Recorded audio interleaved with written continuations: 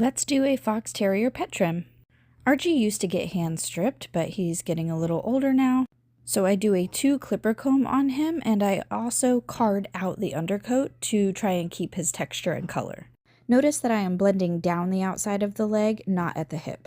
Now I'm actually taking a 7 blade to create this rear angulation and shaving the bottom of the tail and the flat work on his neck and chest. Even on pet trims, this really accentuates the breed. Now I'm taking a 10 blade on the cheek from the ear canal to just past the corner of the eye, using the zygomatic arch as my guideline. The shave line goes from ear canal to just past the eye corner, down underneath the chin at an angle like this. Now I'm starting with the top of the head to set this as a parallel line to the muzzle, and that way I can create all of my other lines off of that base. There is a separation of the eyebrows, so I also create that while I am up here. For the eyebrows, I angle them going straight into the corner of the eye from underneath, and I use that link to blend in this cheek into the muzzle. Now, Fox Terrier cheeks are very much exposed to show off the muscle, and this beard is actually very, very tight. It's a tight rectangle when you look at it from the front of the face.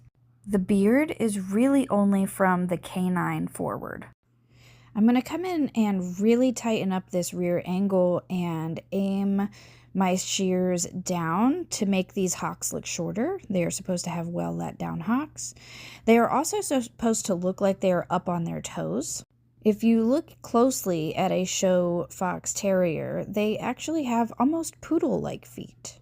So the toes are tight yet round, so they look like they are always on their tippy toes.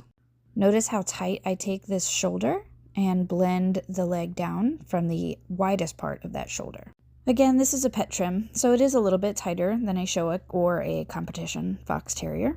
And I've personally never competed with or shown a Fox Terrier, but I've taken seminars and I've studied them very closely, almost to a creepy point at shows, to look at their trim and study it to make sure I'm doing it correctly. Now I'm taking his underline very tight and scissoring his tail very tight and pointed, gently blending it into the back without making a dip. Now, my favorite part is blending this crest into the flat work and the top line. Even on pet trims, I leave this slightly longer to give them a really muscular looking neck, which really pulls together the look of this trim. Yay, Archie!